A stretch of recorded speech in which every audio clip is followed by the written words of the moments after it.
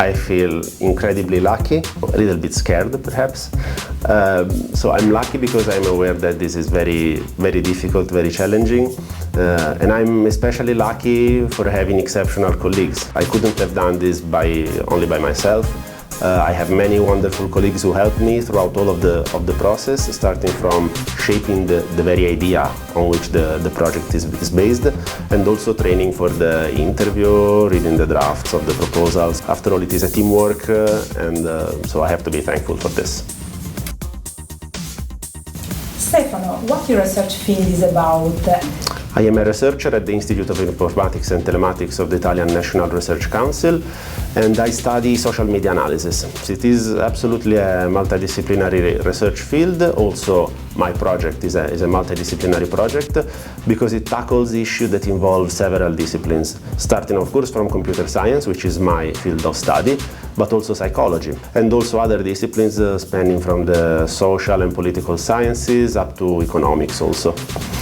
So I started studying online social networks and how to solve the issues that they have back in 2013 when I started working here at the Italian National Research Council.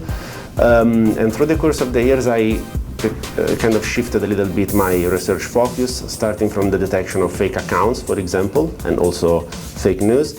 And more recently focusing on content moderation, which is the goal of this project. How can toxicity online harm society? There are unfortunately multiple ways in which toxicity can be harmful for the society, both for the online discourse on the online platforms, of course, but also for the offline world, okay, so the society we live in. Online platforms are now one of the most important channels through which people gather news, for example, about politics or any other kind of news. Let's think about the recent COVID-19 pandemic. Toxicity has a negative impact on the, let's say, regular flow of information. It makes people more polarized, so less inclined to read and to accept news and information that are dissenting with their own point of view. It also makes the interactions online much more aggressive and negative, so there are multiple ways in which it is harmful, and that's why we must try to mitigate that issue. So, how can we fight online toxicity today, and what improvement you will introduce with your approach? So the first step, of course, is detecting toxicity.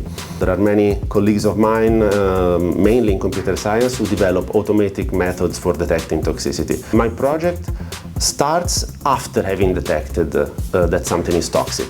And the research question in my project is how to intervene on the users in order to make them less toxic in the future. So far, content moderation have always followed a one-size-fits-all approach, so each user is moderated in the same way, but in my project, each user will be unique. There will be user-centered and personalized moderation intervention. Clearly, there are many important ethical implications about the development of technology for moderating online platforms, both with respect to detecting potentially harmful content, but also in the way in which that content and the users are moderated afterwards. All the ethical aspects related to the project, and there are many in my project, are very important, and without a very careful ethical planning, which includes the possible misuse of the technology, the privacy concerns about the data of the individuals involved in the project, and so on and so forth, it wouldn't have been possible to reach this goal. Again, I received help from several people and entities. SoBigData is one of the entities that supported me during the proposal. My proposal has been evaluated by the Board for Operational Ethics and Legality of SoBigData++, which helped me strengthen the proposal and address all of the ethical aspects related to it. And in addition to this, also the evaluation panel has an ethical review dedicated to this project, which is still ongoing, and which will come up with a number of suggestions and things that I will need to implement in order for the project to be compliant with regulation and ethical norms. Stefano, you have won a very competitive European research grant. Only a few percentage of the application reach the fund. I feel incredibly lucky. And also a little bit scared, perhaps. The budget is very important, and the majority of it will be devoted for hiring new staff. So mainly researchers, of course, young researchers that will help me throughout the course of the project.